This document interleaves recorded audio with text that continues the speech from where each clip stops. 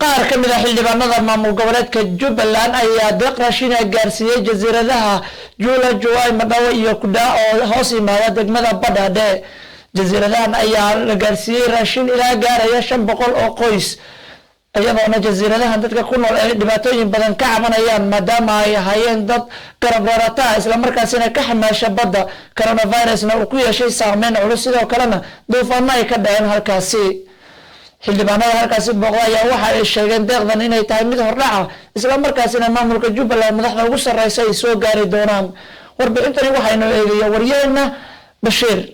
xildhibaano matalaya maamul goboleedka Jubbaland oo ay ka mid yihiin xildhibaan Cabdi Maxamed Oobe, xildhibaan Maxamuud Axmed Warsame iyo xildhibaanad Abshira Axmed Kadiye oo ka tirsan golaha wakiilada Jubbaland ayaa deeq raashin gaarsiiyay dadka danyarta ah ee ku nool jasiiradaha Jula Jawai Madawa iyo Kuda ee gobolka Jubbada Hoose kuwaasi oo dhawaan ay ku dhufteen roobab iyo dabaylo xooggan oo burburiyay guryihii ay deganayeen shacabkaasi.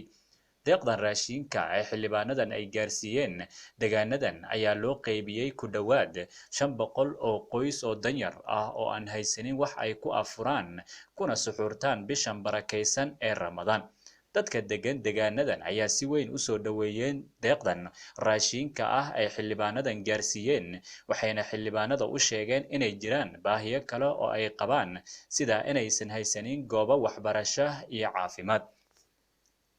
xildhibaanada tagay halkaasi oo la hadlay odayaasha dhaqanka ee ku nool jasiiradahaasi ayaa sheegeen inay tani tahay bilow balse cabashooyinkooda iyo baahiyaha kale ay gaarsiin doonaan mas'uuliyiinta Jubbaland iyo hay'adaha samafalka ee ka howlgala deegaanada Jubbooyinka. bismillahir rahmanir rahim. waxaan hadda hortaaganahay iskoolkii ku yaalay Kuda oo runtii ka kooban 7 galaas oo primary ah. waxaan rabnaa insha Allah haddii ilmo iskoolka oo jidaan dayacan yahay oo waxyaabaha ka muuqdo ma ku filno ardayda halkaa dhigato waana primary keliya. waxaan booqasho ku joognay deegaanka Kuda saakay waxaan soo booqanay iskoolka maamulihii iskoolka baa runtii warbixin ka dhageysanay oo qaabka iskoolku yahay noo sheegay iyo xaaladdu ku sugan yahay annagana indhaheen aan ku aragnay. harabnaa runtii waxaan baaqalkan ugu dirayaa dhammaan dowlad goboleedka Jubbaland iyo mas'uuliyiinteeda in waxay ka qabtaan xaaladda iskoolkan oo arday badan aad u fara badan ay dhigtaan u baahan in wax loo qabto inay waxtaan u baahan waxbarasho soo jeestay halka ay markay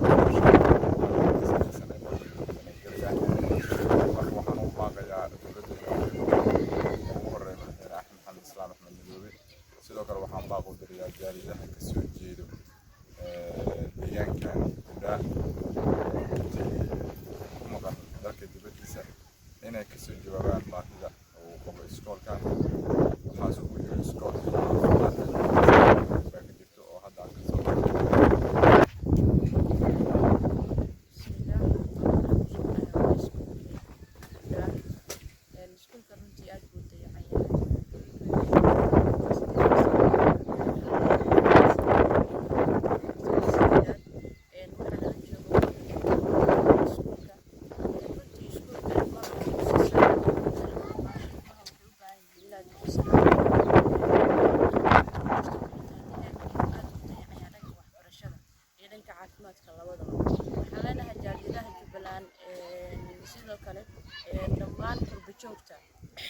hay'adaha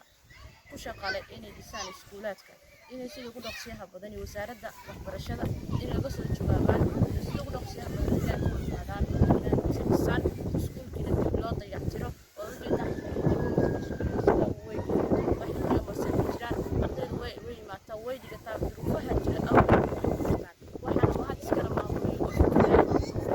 السلام عليكم ورحمة الله وبركاته. أولاً أكبر ما هذا علينا xildhibaanadii deegaankan u dhashay oo labada xildhibaan yaryar ah Maxamuud iyo Abshiro damaqa ay damqadeen oo arintani ugu damqadeen ma bixin saaki safar lay ma bixin ilaa aan iskuulkii caafimaadka tagna caafimaadka ma soo marnay MCHki iskuulkana hadday joogaan waa siday u arkeen indhahooda isha ilaala ka dhowrana baa layidhi wixii mar indhahagaba ay arkaan waxdaba lagaaga sheegayaan jirin waa run meeshaasi tuulada ah baa waxaanu rabnaa inay ilaa jaamacad gaarto deegaankii iyo bulshadii waxay awoodeen intaan inay dhistaan muddo dhowr sano 10 sano 20 sano camal waa dhisan yahay laakiin waxbarashada quban haddaan u aasaasnay 2 sano hadda u dambeysay iskuulku wuxuu u baahan yahay wax badan 8 sanadkii xaqiiqadii sano hore 7 waa laga baxay oo 8 forman sanadkan waa la geli lahaa waxaanan u gelin laba arrimood tiradii ardaydoo yar iyo spacekii secondary-ga hor laga helin aan la helayn marka hadda meel kaloo lagu reebo mana gala dad loo cusubmane 8kii sanadkan hadda bilaabayaan markay ka baxaan next year xilliyadan oo kale foomana bilaabanay foomanka bilaabanaya wuxuu rabaa meel wax ku barto sidii meel gaar ah intay